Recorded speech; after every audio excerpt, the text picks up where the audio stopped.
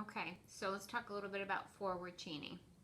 Forward chaining refers to teaching a behavior chain beginning with the first step. Okay, have the child complete the first step independently and then prompt all remaining steps.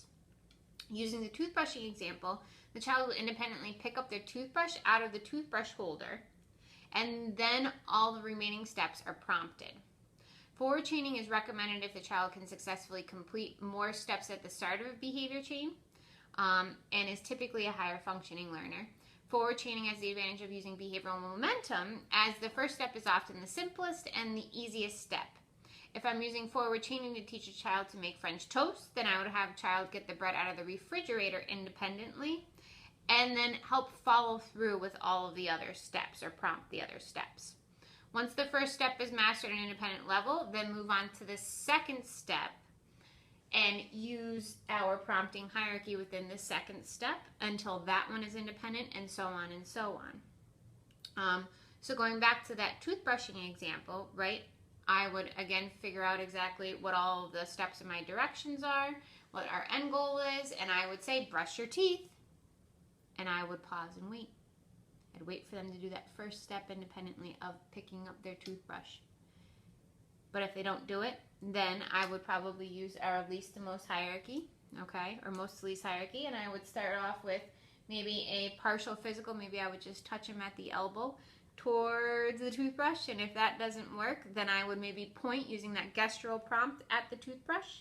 And if that didn't work, then I would probably use hand-over-hand guidance and help them pick up the toothbrush and then follow through with the other steps of putting toothpaste on, turning on the water, wetting it, putting it in their mouth, brushing their teeth, spitting, putting it back under the water, then turning off the water and putting it in the container, okay? So, unlike backward chaining, it doesn't give them initial opportunities to have full manual guidance over and over and over again through all of those steps until the end, right?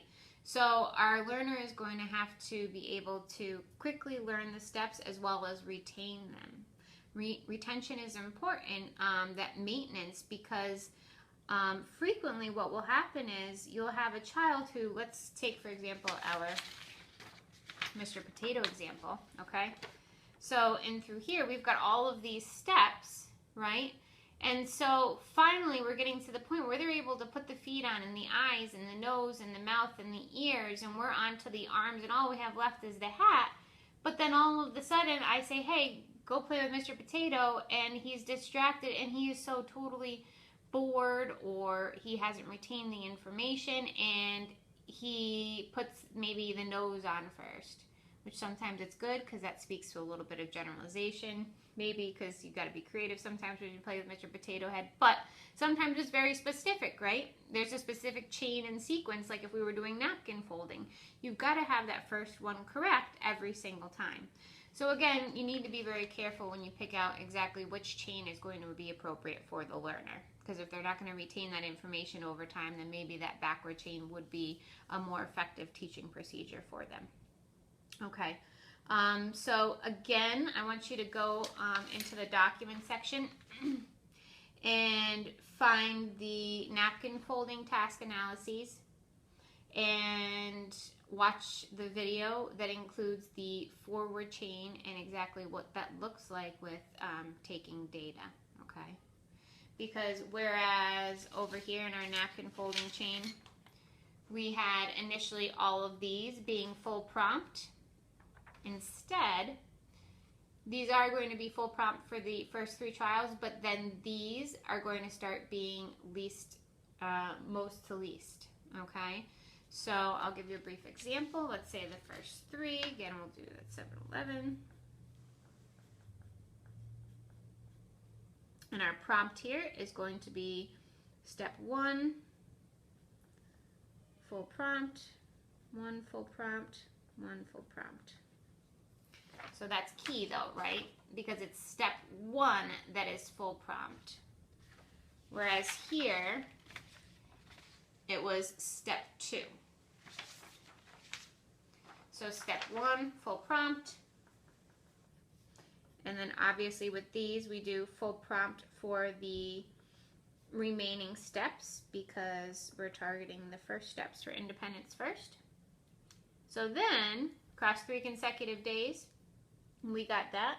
Then we're going to go to step 1 again, remember, because we're dealing with first steps in independence first. We're going to go to a lesser intrusive prompt, which is going to be our partial physical.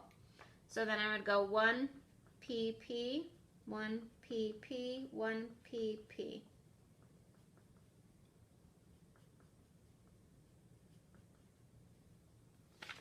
Okay, so then hopefully our individual gets a partial prompt plus, and then obviously no matter what, again we're going to do a full prompt here because we're not letting them make errors in the rest of those steps that go down, because this is a forward chain.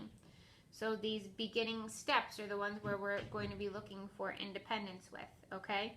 So our independence is going to go that way, whereas our independence with our backward chain went backwards, went from the bottom up, okay? So you see the difference? All right.